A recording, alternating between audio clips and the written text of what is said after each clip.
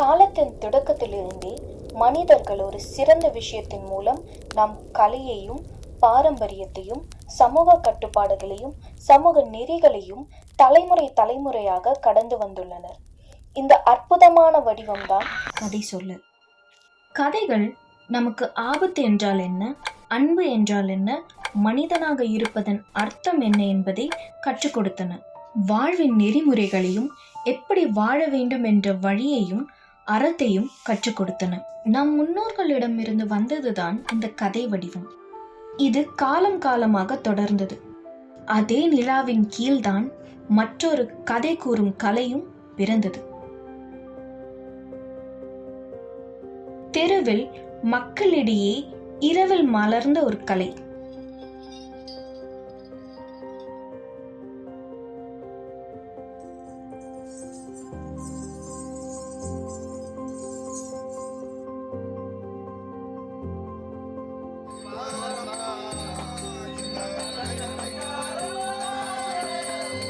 இசை, நாடகம், பாட்டு, புராணம், இதையெல்லாம் இணைத்து ஒரு கதையை சொல்வது இதுதான் தெருக்கூத்து.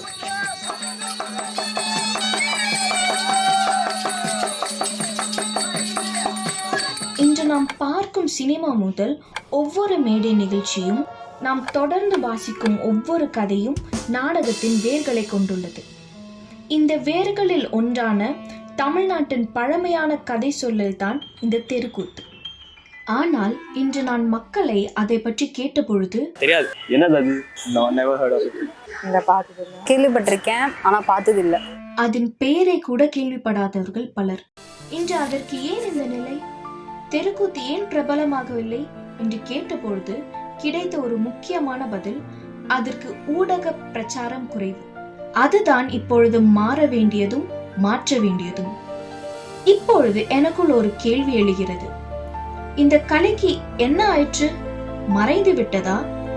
அதற்கான பதிலை தேடியே இந்த பயணம். அல்லின் ஆட்டம் கலைஞர்களின் வாழ்க்கையை பிரதிபலிக்கும் நிலவின் நடனம். இதை நாம் அமாவாசையிலிருந்து தொடங்குகிறோம். வணக்கம். வணக்கம். என்னுடைய பேர் பூசி கண்ணப்ப சம்பந்தன். பழனி முருகன். என் பேர் பிரகாஷ் ராஜ். என்னோட பேர் கௌரி. என் பேர் அஸ்வினி. என்னுடைய பேர் புஷ்பா. இருள், அறியாமை, அமைதி. நிலவு வளர்ந்து கொண்டு போக போக இக்கலையை பற்றிய நம் புரிதலும் வளரப்போகிறது. இந்த இரவு காணாமல் போகும் தெருக்கூத்து கலையின் இரவு. அடுத்த அத்தியாயம் பிறை. முதல் ஒளி.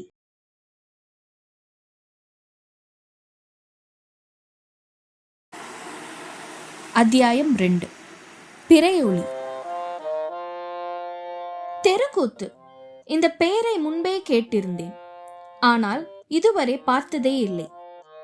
எனக்கு இது முதல் அனுபவம்தான். நான் நுழைந்த இடம் ஒரு மேடை போல அல்ல, அது ஒரு திருவிழா போல் இருந்தது.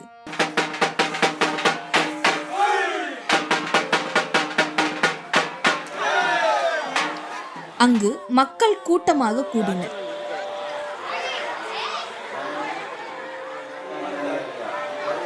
பின் விளக்குகள் ஏற்றினார். அங்கு வார்த்தைகளுக்கு முன்பு மேளம் பேச ஆரம்பித்தது.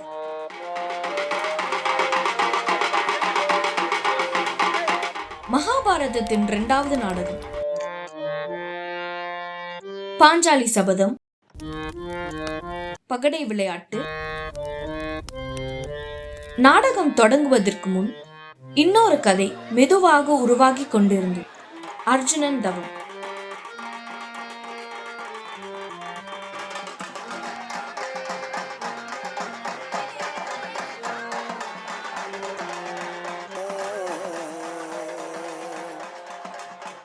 நடுவில் நின்ற ஒரு உயரமான மரம், ஏறுவதற்கான குச்சிகளால் கட்டப்பட்ட அந்த மேடை. இங்கேதான் சிவபெருமான இடமிருந்து அர்ஜுனர் பசுபத ஆயுதம் பெறுவார். தயாரிப்புகள் ஒன்றோடு ஒன்று கலந்திருந்தன.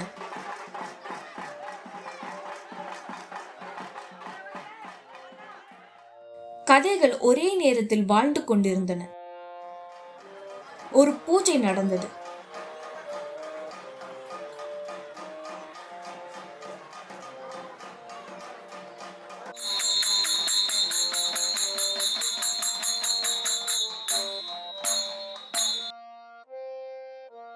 அதே நேரத்தில் மாற்றம் தொடங்கியது.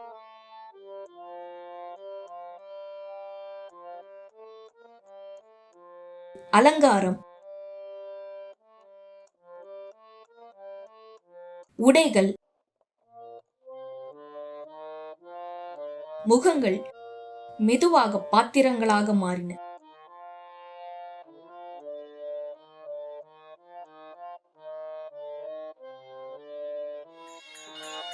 இரவு ஆழமான போது மேடை தயாரானது.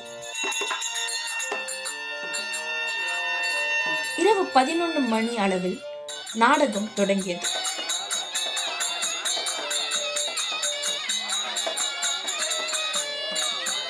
பார்த்து கொண்டிருக்கும் போது ஒரு கேள்வி என்னுடன் பயணித்தது. தெருக்கூத்து, இதை வாழ்பவர்களுக்கு அது என்ன? இந்த கேள்விக்கு பதில் தேடி நான் மேடைக்கு பின்னால் இருந்த குரல்களை நோக்கி திரும்பினேன். நான் ஒரு 10 வயசு இருக்கும்போது அப்பா காலமாயிட்டார். அதனால் அந்த நேரம் ரொம்ப கருப்பான நிலைமை. மாட்டுக்கு பில்லு அடிச்சுன்னு இருந்தேன். சாயந்தர நேரத்தில் என் குருவா விளங்கியவர் நிறையா நாடகத்துக்குனாரு. அப்படியே அந்த தடி கொம்பும் அந்த பில்லாட போய் விட்டுட்டு கிளம்பி வந்துட்டேன். ஆரம்ப நாள் முதல்ல சின்ன வயசுலேருந்து வாழ்க்கை ரொம்ப கஷ்டம். இந்த கட்டை கூத்துக்கு போன பிறகுதான் எனக்கு குடும்ப சூழலில் நான் 10 வயதுக்கு இந்த கட்டையை தான் குடும்பம் காப்பாற்றிருந்தேன். வேறு வழியே கிடையாது. ஒரு பையன் ஒரு பொண்ணு இருக்காங்க. பையனுக்கு 2 பேரம் வந்திருக்காங்க. இப்போவும் இந்த கட்டை குத்து நம்ம தான் போயிருக்கோம். வேறு வழி என்பது கிடையாது. வீட்டில் இருக்கிறவங்க கூலி வேலைக்கு போகிறாங்க. இந்த கட்டை குத்து தான் சோறு போடுறது, கட்டைக்கு தான் சோறு போடுறது எங்களுக்கு. இதை நம்பி தான் நான் போய்கிட்டு இருக்கேன். இந்த நாடகத்துறைன்றது தெய்வம் வந்து எனக்கு கொடுத்த ஒரு வரம் அது. ஆனால் எல்லா உத்தியோகமும் யார் ஒன்றாலும் வாங்கிடலாம். அதாவது டாக்டராக துட்டு கொடுத்து வாங்கிடலாம், வக்கீலுக்கு துட்டு கொடுத்து படிச்சிடலாம், கவர்மெண்ட் உத்தியோகத்தெல்லாம் துட்டு பணம் கொடுத்து வாங்கிடலாம். ஆனால் இந்த நாடக கலைஞன் நடிகன்ன்றதை யாரும் துட்டு கொடுத்தெல்லாம் வாங்க முடியாது. அது வந்து ஆண்டவனாக கொடுக்குறது தான். அப்படி எனக்கு அதை வந்து ஆண்டவனாக கொடுத்த வரமாக கருதி இந்த தொழிலை நான் செய்துக்கிட்டு இருக்கிறேன். முதல் தாலிகால் மேடை போயிட்டு என்னை பொம்பளேஷன் போட வச்சாங்க தோழியா. அப்புறம் ஆடின பிறகு அதிலிருந்து தொடர்ந்து சாப்பாட்டுக்கு ரொம்ப சிரமம். பழைக்க வழி தெரில. தங்கச்சிங்க 2 பேர் எனக்கு சின்னவங்க. அந்த நேரத்தில் நைட்டில் நாடகம் அவங்க கூட மூட்டை முடிச்சு தூக்கி வச்சுக்கின்னு அவங்க சொல்கிற வேஷம் ஆடிக்கின்னு இப்படி காலத்தை ஓட்டிருக்கும்போது பசியோடு இருக்கிறாங்க. மத்தியான சாப்பாடு சாப்பிட்டு மேல் டவலில் இலையை வச்சு கட்டிக்கிட்டு அதில் சாதத்தை எடுத்துன்னு போவேன். இரவு நேரத்தில் ராஜா மாதிரி வேஷம் போட்டு ஆடினா கூட வீட்டுங்களில் கொஞ்சம் கஷ்டம் இருந்துக்கின்னு தான் இருக்குது. ஆனால் அந்த கஷ்டத்தை பொருட்படுத்தாமல் அந்த இரவு நேரத்தில் நாங்கள் அந்த ராஜா வேஷம் போட்டுன்னு ஆடும்போது ஒரு ரொம்ப சந்தோஷம். வீட்டில் எவ்வளோ தான் கஷ்டம் இருந்தாலும் இரவு நேரத்தில் கொஞ்சம் சந்தோஷம். நம்ம சந்தோஷப்படுறது இல்லாமல் மக்களையும் சந்தோஷப்படுத்தக்கூடிய தொழிலாக இருக்குது இது.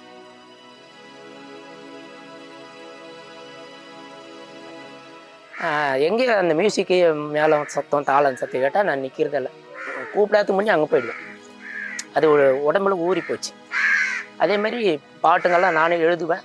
முருகர் பாட்டு, அம்மன் பாட்டு, அந்த பாட்டுங்கள்லாம் நானே எழுதி நானே அரங்கேற்றம் பண்ணுவேன். ஐயப்பன் பாட்டு நிறைய பாடுவேன்.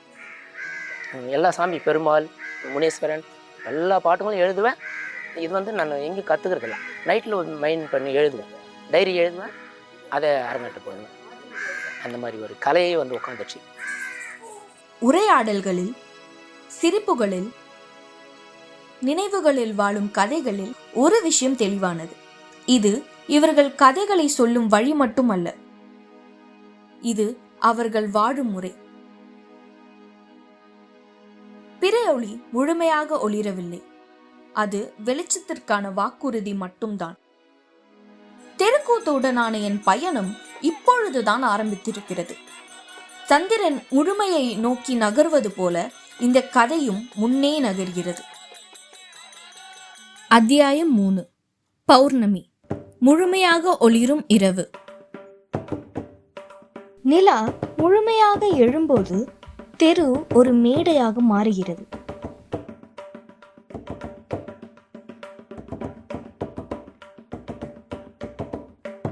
தெருக்கூத்துக்கு ஸ்டேஜே கிடையாது. ஸ்டேஜ் போட்டாடு. இங்கு திரை இல்லை, சுவர் இல்லை, மக்கள் ஒரு வட்டமாக சூழ்ந்து நிற்கிறார்கள். அதுக்கப்புறம் காசுலாம் பண்ணி ஒரு இதுவாக ஒரு லெவலில் வந்துடனே கூத்து ஆரம்பிப்போம். மேளங்கட்டுதல்னு பேர் அதுக்கு. அந்த மேளம் கட்டும் போதே வந்து இடையே இருக்கிறவங்க இதெல்லாம் கூட வந்து கூத்து ஆரம்பிச்சிச்சு அப்படின்னு வந்துடுவாங்க. அப்புறம் துதி பாடல்னு பாடுவோம்.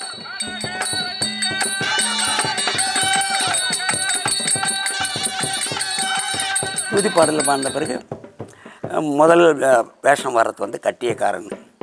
முதல் குரல் அரசனுடையது அல்ல, கடவுளுடையதும் அல்ல. அது கட்டையக்காரனின் குரல். கட்டையக்காரன்னா பப்புனு வேஷக்காரர். அவருக்கு தெரியாத நாடகமே கிடையாது.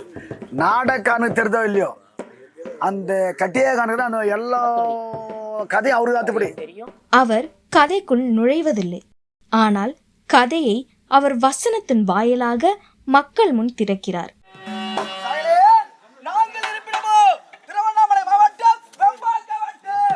அந்த கட்டியக்காரன் வந்து எல்லா இதுக்கும் போவான். அதை எப்படி சொல்கிறதுனா, இறந்த காலம், நிகழ்காலம், எதிர்காலம், இந்த 3 காலத்தினுடைய இது விஷயங்களையும் வந்து அவன் ஒரு பார்வையாளன் மாதிரியே இருந்து எல்லாத்தையும் கொண்டு வருவார்.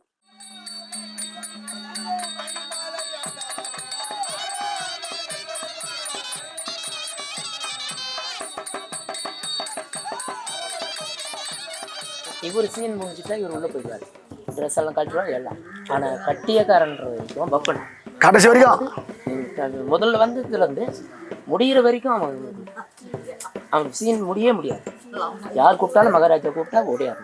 கேள்விகள் கேட்கிறார், விளக்குகிறார், சாடுகிறார், சிரிக்கவும் சிந்திக்கவும் வைக்கிறார். பார்வையாளர்களின் உலகையும் புராணங்களின் உலகையும் இணைக்கும் பாலமாக அவர் நிற்கிறார். அதன் பின் இரவு மெதுவாக வேறொரு காலத்துக்குள் நகர்கிறது. தெருக்கூத்து அவசரப்படாது, மெதுவாகத்தான் மூச்சுவிடும். இரவு தாமதமாக தொடங்கி விடியற்காலை வரை அது பயணம் செய்கிறது. மகாபாரதம், ராமாயணம், கடவுள்கள், வீரர்கள், அவர்களின் சபதங்கள், விதி, இப்படி எல்லாவற்றையும் பற்றி விலாவரியாக விளக்குகிறது.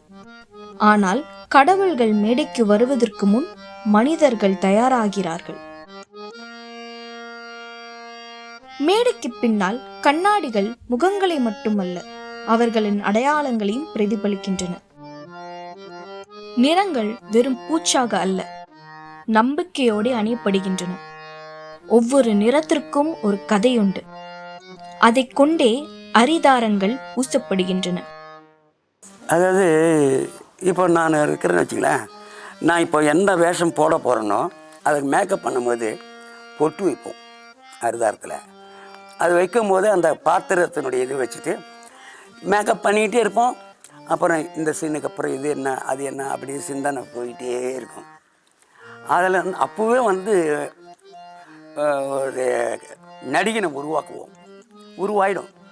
அது வந்து வெளியே வந்து இது பண்ணும்போது கோடுகள் உணர்ச்சியாக மாறுகின்றன, கண்கள் பெரிதாகின்றன, உடல் வேறொரு நிலைப்பாட்டை தெரிந்தெடுத்துக் கொள்கிறது. ஒரு மனிதன் மறைந்து ஒரு பாத்திரம் பிறக்கிறது. இப்பொழுது மேடையில் குரல்கள் உயர்கின்றன, தாழ்கின்றன.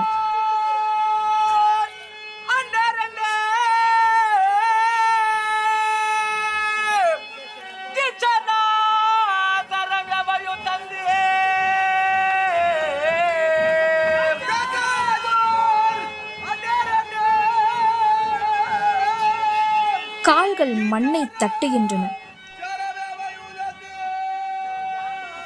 உடைகள் காற்றோடு ஆடுகின்றன.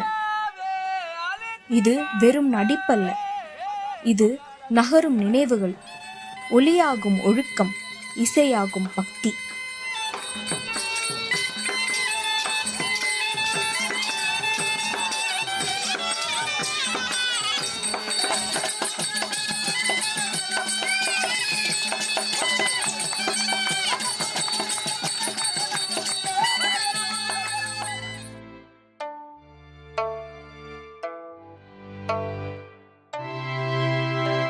மேலே நிலா முழுமையாக நிற்கும் அந்த தருணத்தில் தெருக்கூத்து தன் முழுமையை அடைகிறது. கதை உயிரோடு இருக்கிறது. இரவும் காற்றும் வானமும் மனிதர்களுடன் கதையை கேட்கிறது. தெரு புனிதமாகிறது.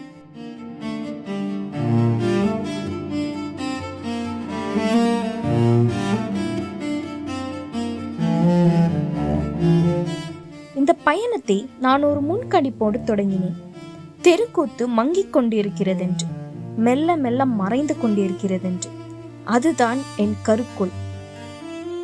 ஆனால் நான் கண்ட பதில் எதிர்பாராத ஒன்றாக இருந்தது.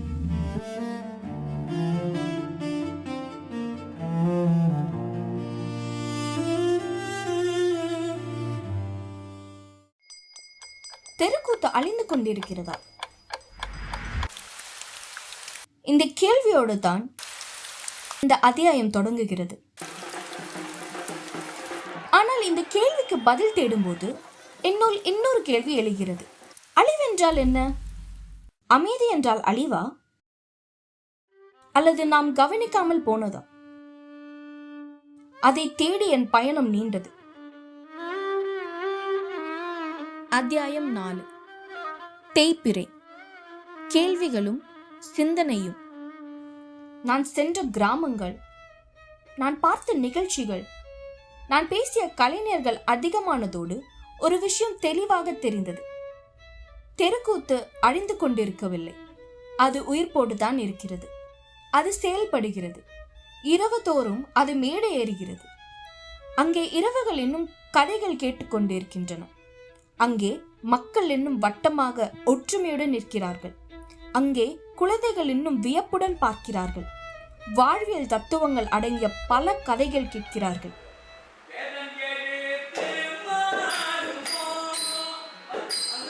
இங்கு குறைவாக இருப்பது பயிற்சி அல்ல, குறைவாக இருப்பது அதற்கு கிடைக்கும் அங்கீகாரம். இப்போ நிறைய கிராமங்களில் என்ன மாதிரி வாலிப பசங்களே கற்றுக்க ஆரம்பிச்சிட்டாங்க. இப்போ என்னுடைய குழுவில் சின்ன சின்ன பசங்க தான். அதிகமான வயசு யாருன்னு பார்த்தா எனக்கு தான். எல்லாம் சின்ன பசங்க தான்.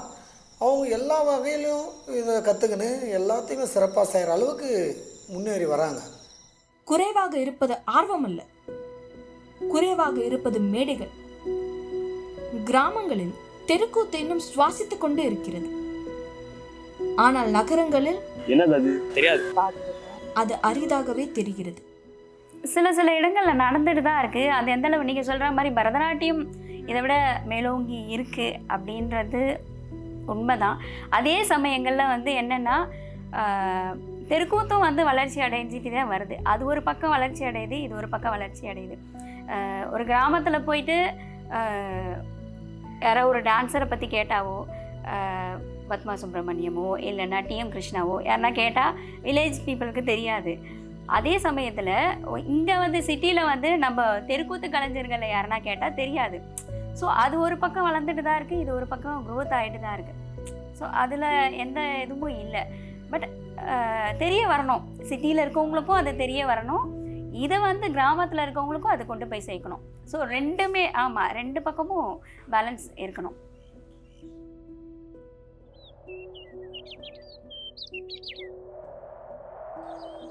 உங்களுக்கு ஆண்டுக்கான வருமானம் இதில் போதுமான அளவு கிடைக்குதா?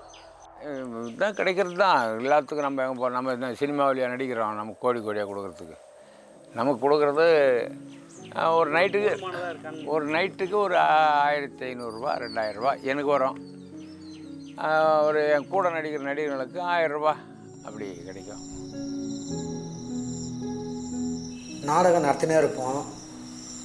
இந்த கேரக்டர்னு பார்த்தீங்கன்னா பொம்பளை வேஷம் எடுத்ததுமே கேட்பாங்க, பொம்பளை வேஷம் விடு அப்படின்னு.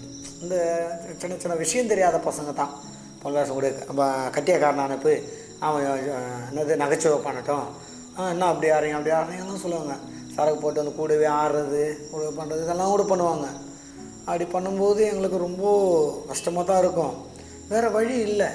அதில் ஒரு சிலர் என்ன பண்ணுவாங்க, அவங்க பண்ணுறது தப்பு தான், நீங்கள் செய்யுங்க அப்படின்னு ஒரு சிலர் இது பண்ணுவாங்க. ஒரு சில பக்கம் எதிர்ப்பு வரும், ஒரு சில பக்கம் நம்மளுக்கு என்கரேஜ்மெண்ட் பண்ணுவாங்க. அவங்க கொஞ்ச நேரம் தான் அந்த எதிர்ப்பு இருக்கிற ஆள், அதோட அவன் தூக்கம் வந்தவொன்னே அவன் போயிடுவான். பொழுது விடுற வரையும் நம்ம கூட ஒத்துழைப்பு பண்ணவங்க தான் இருப்பாங்க, சிறப்பாக செஞ்சுட்டு வருவான்.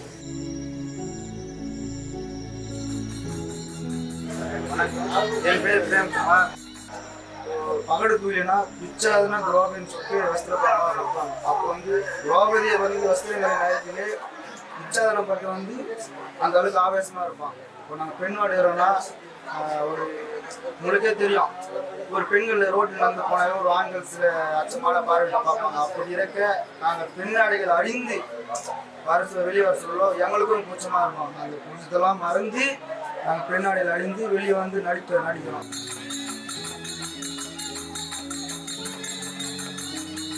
அது மட்டும் இல்லாமல் பிச்சாதனை வேசம் 32 கட்டு, அதாவது ஆண் வாடிலிருந்து அதுவும் கஷ்டம். 32 கட்டு, ஒரு கட்டு ஒரு கயிறு கையில் டைட்டாக கட்டாது, நம்மளால அந்த நத்தோட்டை ஓட்ட முடியாமல் இருக்கும். 32 கட்டு உடம்பு முழுதும் கட்டிட்டு அவங்களும் வந்து ஆட முகத்தில் விடும். அப்படி இருக்கு, அவங்களால முடியாது, எங்களால் அங்க பிரச்சனை பண்ண சொல்ல ஒரு சுற்றுனாவே கஷ்டமா இருக்கும். அந்த டைமில் எங்களுக்கு துயில் உரியும் போது அத்தனை கீழே மண்ணில் போயிடும் போது நாங்கள் லோகதியா பெண்வாடை பண்ணுவோம். அப்போ வந்து எங்களால் உயிர் போயிடும். நாங்கள் சந்தித்த கலைஞர்களின் வாழ்க்கை எளிதானது அல்ல. இரவு முழுவதும் ஆடும் உடல்கள், விடியற்காலையில் திரும்பும் பாதைகள், நிலையான வருமானம் இல்லாத நாட்கள், உடல் வலிகள், அப்படியும் மறுபடியும் மேடைக்கு வர வேண்டும் என்ற மன உறுதி. அவர்கள் தங்கள் புகழை பற்றி பேசவில்லை, பெரிய மேடைகள் பற்றி பேசவில்லை, கூத்து நடக்கணும், இதுதான் அவர்களுடைய ஒரே ஆசை. நாம் நினைத்த அழிவு கலைக்கு அல்ல, நம் கவனத்துக்கே. ஆம், நம் கவனம் மட்டும்தான் அதன் பக்கம் திரும்ப வேண்டும். பிரச்சனை அழிவில் இல்லை, பிரச்சனை இடைவெளி. நகரத்துக்கும் கிராமத்துக்கும் நடுவில் இருக்கும் அந்த வெற்றிடம், மேடைக்கும் பார்வையாளர்களுக்கும் நடுவில் இருக்கும் அந்த மௌனம். இந்த கலைக்கு இரக்கம் தேவையில்லை, இதற்கு ஒரு வாய்ப்பு மட்டும் போதும். போகிற போக்கில் அது தன் சாதனையை தானே நிகழ்த்திக் கொள்ளும்.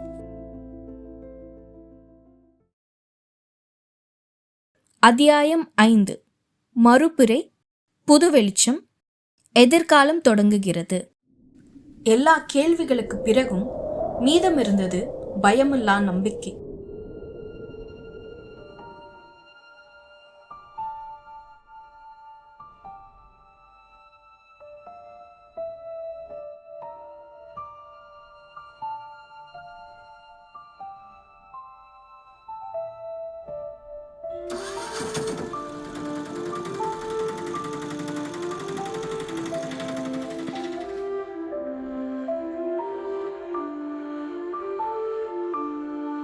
திருவண்ணாமலை மாவட்டத்தின் புரிசை கிராமத்தில் இரவு முழுவதும் கதைகள் உயிர் பெறும் ஒரு மரபு இன்னும் துடிக்கிறது.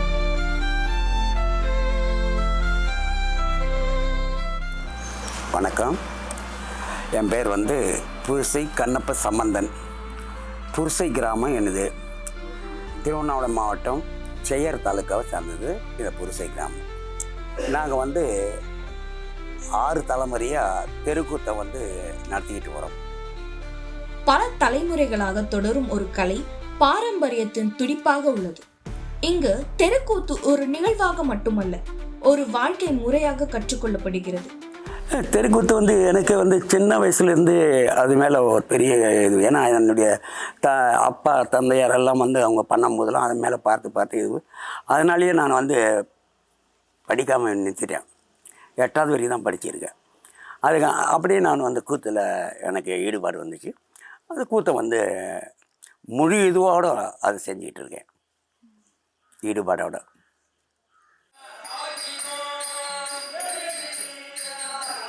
நடனம், இசை, வசனம், வேடமாற்றம், முகமுடி முதல் மனநிலை வரை ஒரு கலைஞன் உருவாக வேண்டிய அனைத்தும் இங்கு பொறுமையுடனும் பக்தியுடனும் பயிற்றுவிக்கப்படுகிறது.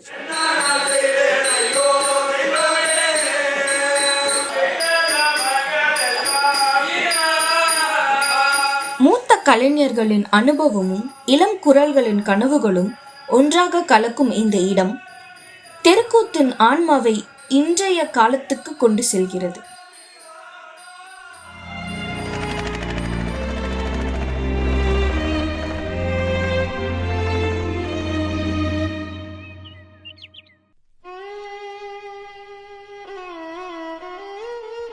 கட்டையக்கூத்து சங்கம், கூத்துக்கலை கூடம், புஞ்சர சந்தங்கள். காஞ்சிபுரம் அருகே புஞ்சர சந்தங்கள் கிராமத்தின் மண்ணில் ஒரு மேடை மட்டுமல்ல, ஒரு கலை உலகம் உருவாகியுள்ளது.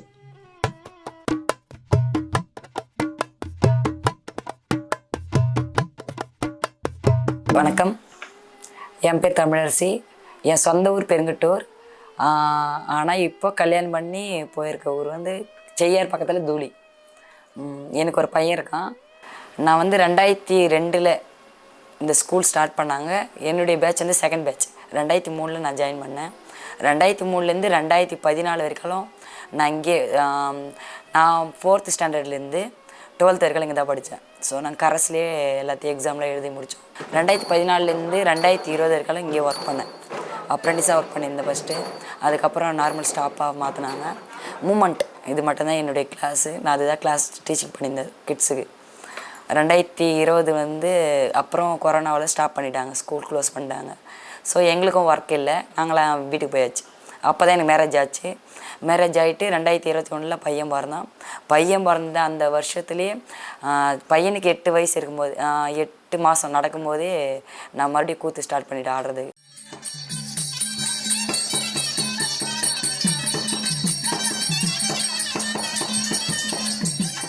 இப்போது இங்கே மறுபடியும் நான் படித்த கட்டைக்கூத்து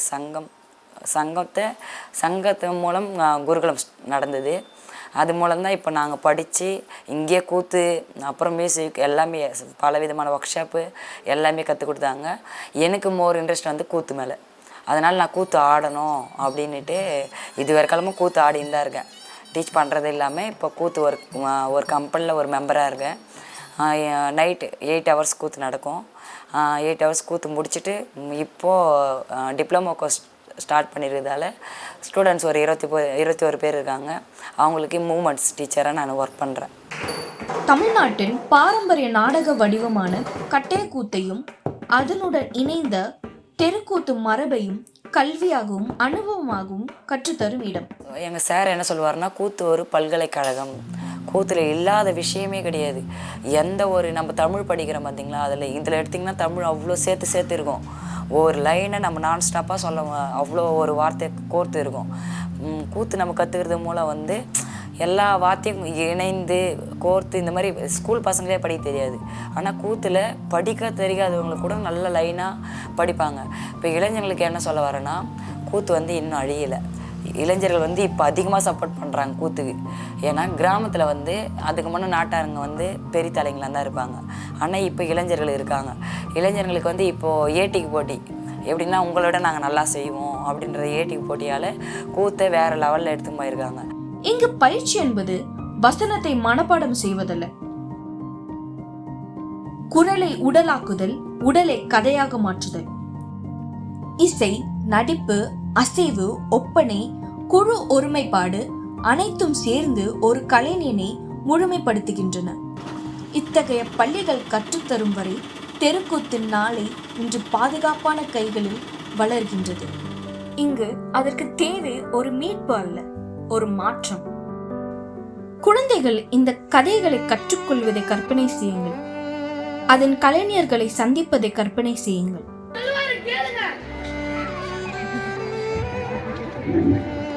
திரையில் அல்ல, திறந்த வெளியில் நேரடி நிகழ்வாக பார்க்கும் ஒரு அருமையான அனுபவம். பார்க்கப்படும் வரைதான் ஒரு கலை உயிரோடு இருக்கும். நாம் பார்க்காததை மெதுவாக மறந்து விடுகிறோம். அப்படி அழிந்த கலைகள் பல. இப்போ ஒரு புது படம் வந்தால் எப்படி ஃபஸ்ட் ஷோ போய் பார்ப்பீங்களோ, அந்த அளவுக்கு ஆர்வம் இல்லைனா கூட அதில் ஒரு கால்வாசி ஆர்வமாவது இதில் நீங்கள் காட்டினீங்கன்னா நிச்சயமாக வந்து எந்த கலைகளுக்குமே அழிவு கிடையாது. அந்த கலைகள் வளர்ந்துகிட்டே தான் இருக்கும். அது இப்போ இருக்க மக்களை வந்து அதை புரிஞ்சிட்டு நடந்தால் நல்லா தான் இருக்கும். நிறைய பேர் இன்னும் வரணும். தெருக்கூற்றின் எதிர்காலம் பற்றி சந்தேகம் இல்லை. அது ஏற்கனவே இங்குதான் இருக்கிறது. பிரகாசமாக ஒரு பக்கம் ஒளி வீசிக்கொண்டுதான் இருக்கிறது. அது நமக்கு தான் தெரியவில்லை. இப்போது கேள்வி ஒன்றுதான்.